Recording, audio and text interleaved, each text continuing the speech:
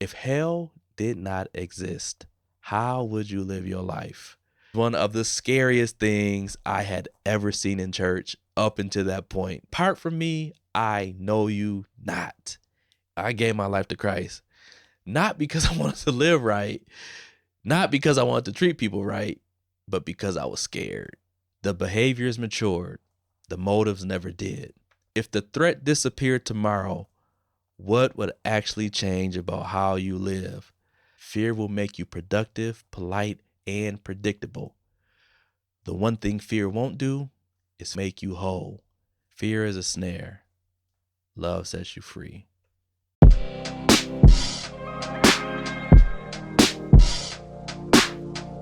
Welcome back, y'all, to another episode of Whole, Healed, and Healthy. I'm always glad to be back, man. I hope you have been enjoying the season thus far. Hope these episodes have been a blessing to you, as we say in the church, that you're able to get something, go back and listen, and just be able to pick things apart and take what's for you and what's not. It's been so much fun for me recording and just sharing and just really letting y'all into where I'm at in life, my thought process, my journey, my healing journey, my life journey, my deconstruction and reconstruction journey, all that. I'm glad you're here with me. So yeah, welcome back. I was thinking about something this week, and I've shared it before, but I'm going to share it again. Like, I really miss preaching. I miss that so much. I miss that part of my life. Like, I'm a church boy through and through. You know what I'm saying? That's me. That's my life. I love the church. I love church. I know y'all be like, you be on here, kind of going.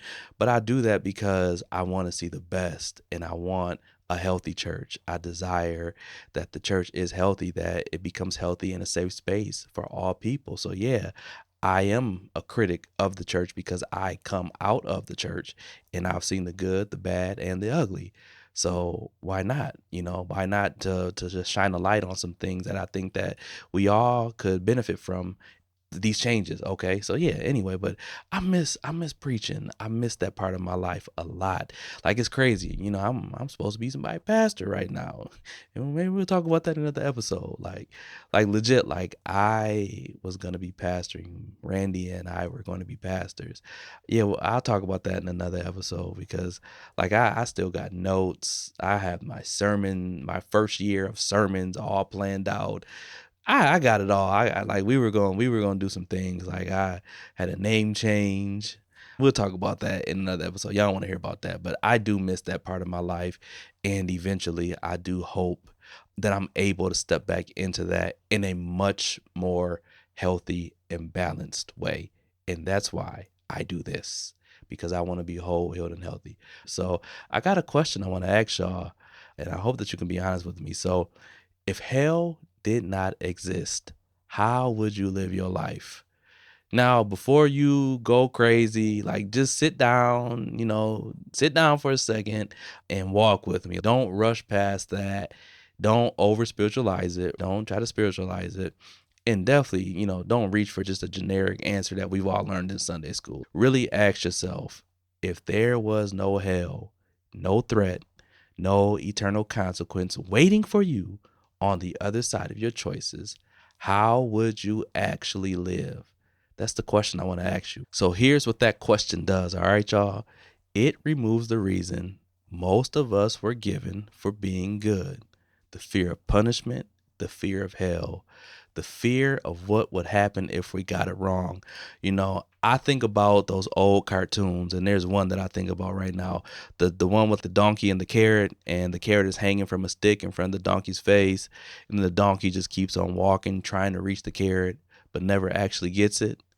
The carrot was never the point of the story. The carrot was just there to keep the donkey moving forward, because y'all know donkeys are stubborn, so they had to give it something. And I think that's what faith built on fear does. It dangles heaven in front of you, keeps you walking, keeps you moving, but the whole time, the real thing moving us is fear. The carrot was never the point. It was there to keep the donkey moving. And that is what fear does for us. Were you walking towards something, or were you just running away from something? That question is not about hell. It's about you. It is about motive, your why, and whether your life is built on love or fear. Fear makes people behave. Love really asks who you are. Love sets you free. Love makes you whole. I think a lot of us learn obedience before we even learn relationship.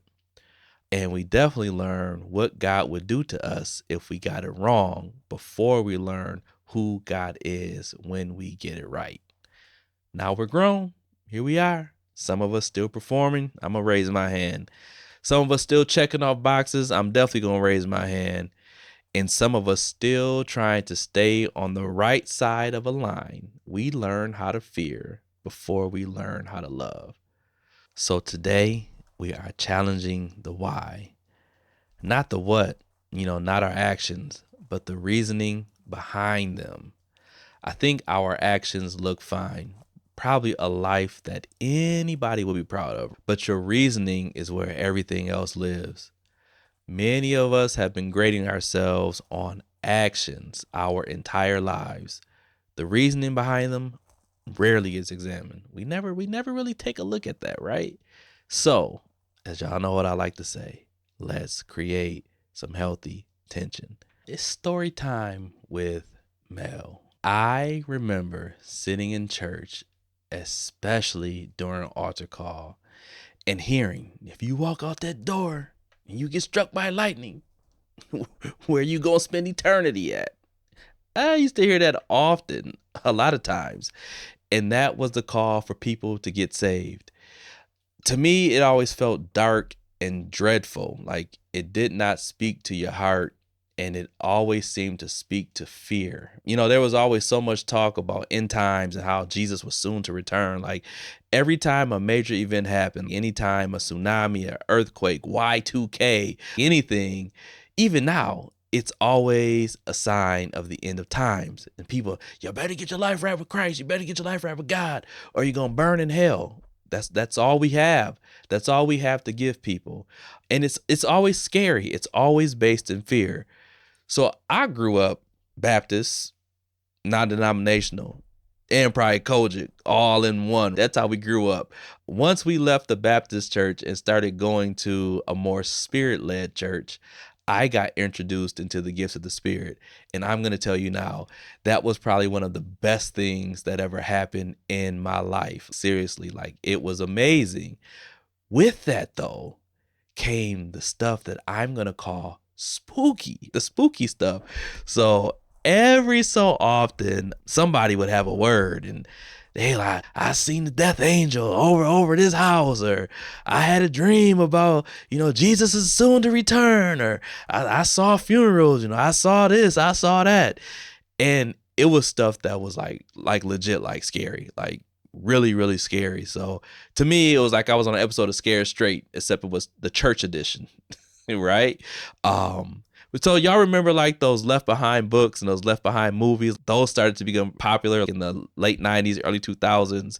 And there was a church that we went to that used to put on a play called Judgment Day. All right. So this, I promise you, was one of the scariest things I had ever seen in church up until that point, because I've seen a lot of crazy stuff in my entire life in church now. But up to that point, this was probably the scariest thing I'd ever seen. So in the play, people basically, they would die and then they would go stand before God to give an account for their life. People were dying in like car accidents, parties, sickness. I think almost like anything you can think of, people were dying. So after they died and they stood before God and they gave their account, God would judge them accordingly and send them to either heaven or hell. So like you can imagine heaven, great lights, you make it in, it's a celebration, it's angels, it's, people shouting, enjoying life, life on the other side. But then if you did not make it in, there was hell. You didn't want to go to hell. So I can remember people thinking like in the play, like, oh, I know I made it in. I know I made it in. I remember it was this preacher in the play and he was like, oh yeah, I know I made it in. I'm good. And so what did he hear? Depart from me, I know you not. And that is when it started to get wild. I mean, they would beg, they would cry, they would just like, oh, give me another chance. Like it would get crazy. So then two men dressed in black would come out, right? And they had made like this pit that was supposed to represent hell. So once they said, depart from me, I know you not, those two men came out, them doors would open. You hear screaming, you hear crying, you hear all types of chaos, you see smoke, you hear dark music. I mean, the devil is everywhere.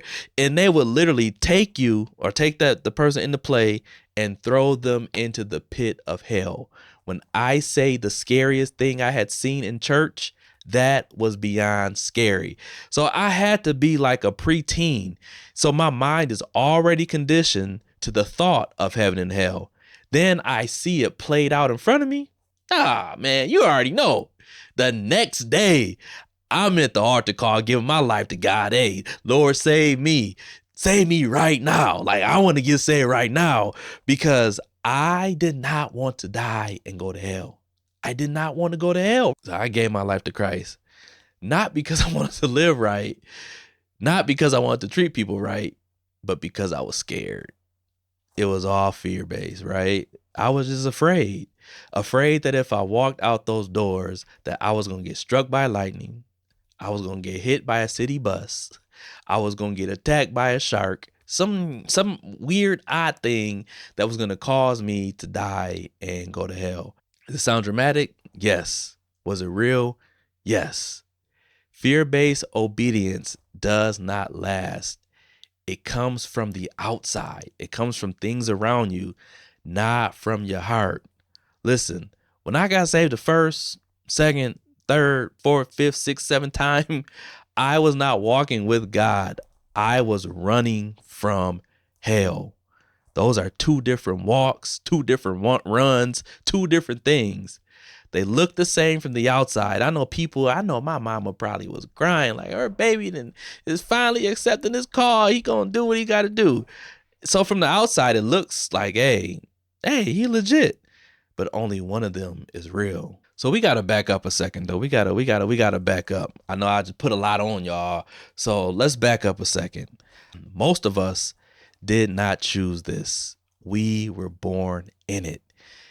You can't join in. You got to be born in to the church of God in Christ. I just know that song. I never sang it. You can't. Anyway, most of us grew up without a real choice about being Christian. All right, let's just keep it 100. You know what I mean? Like some people may have, but for the most part, we got jumped in.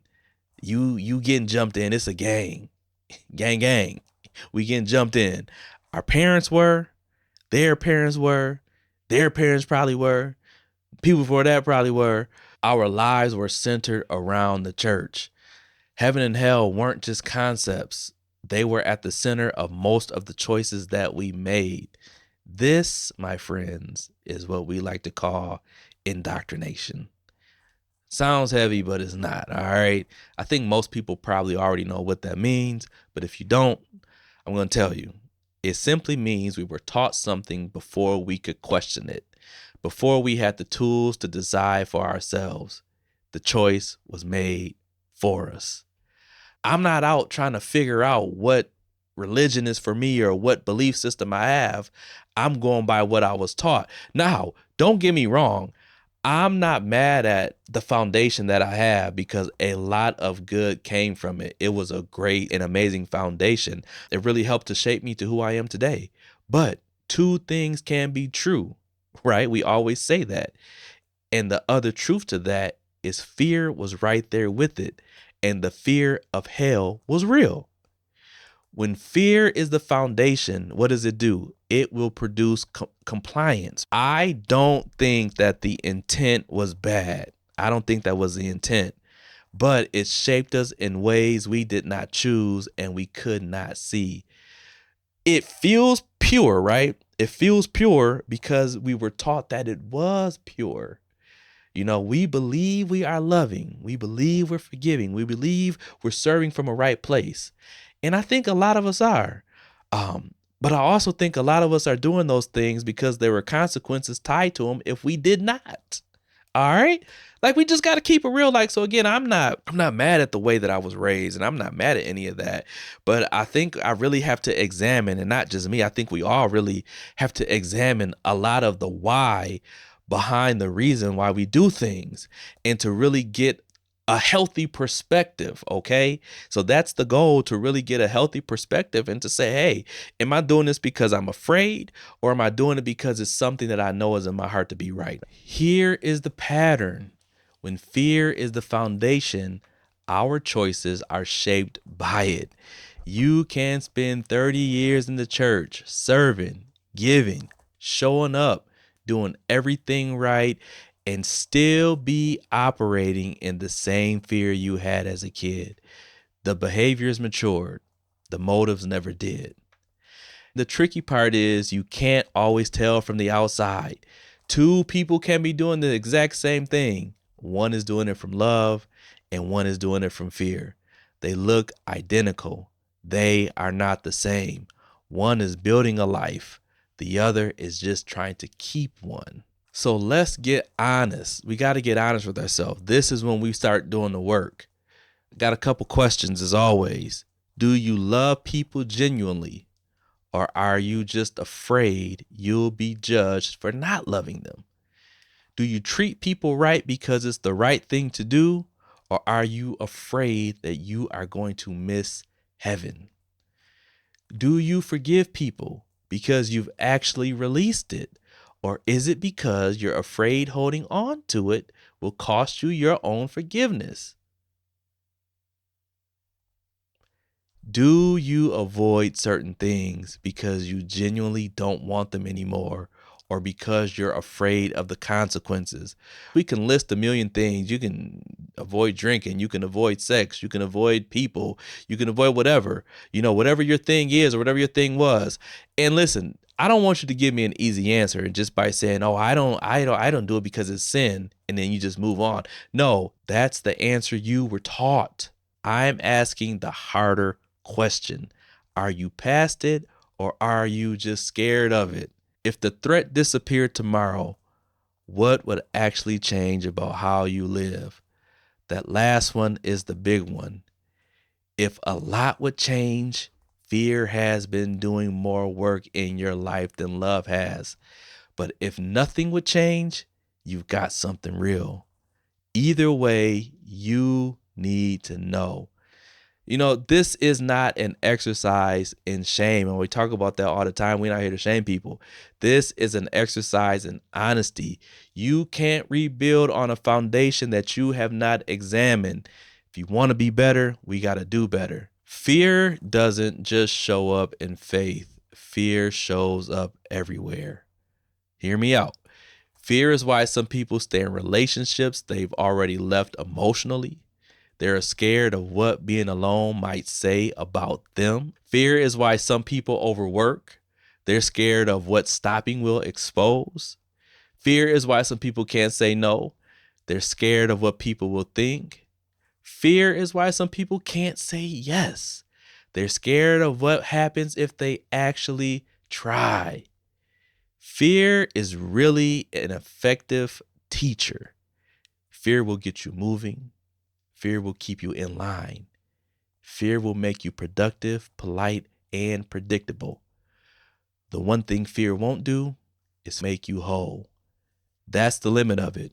Fear can build behavior, but it cannot build identity. A lot of us are living in that right now, and that's okay. This is why we do the work. The same fear that had you scared of hell is the same fear that has you scared of being seen, scared of being wrong, scared of being left, scared of being known. It's the same root. It just grew into different branches.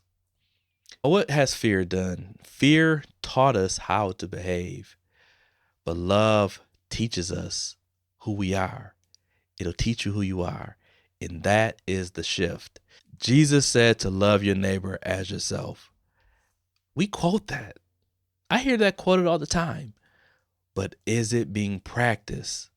Love your neighbor as yourself. That's it. Not love your neighbor because you'll go to hell if you don't.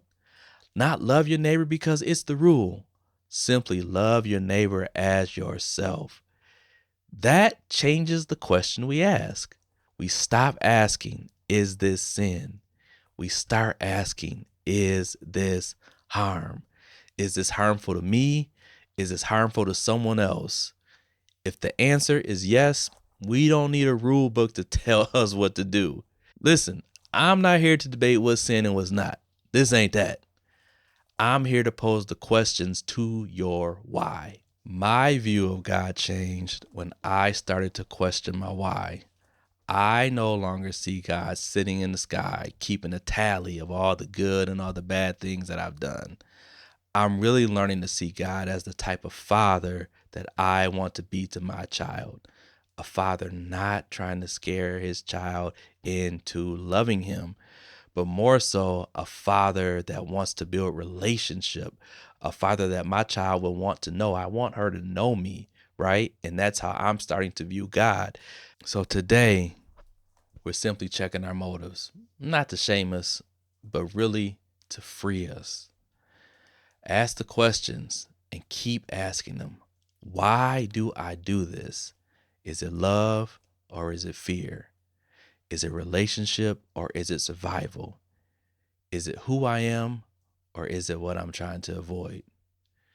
You might like the sound of some of those answers, and you might not, and that's fine. Again, that's why we do the work.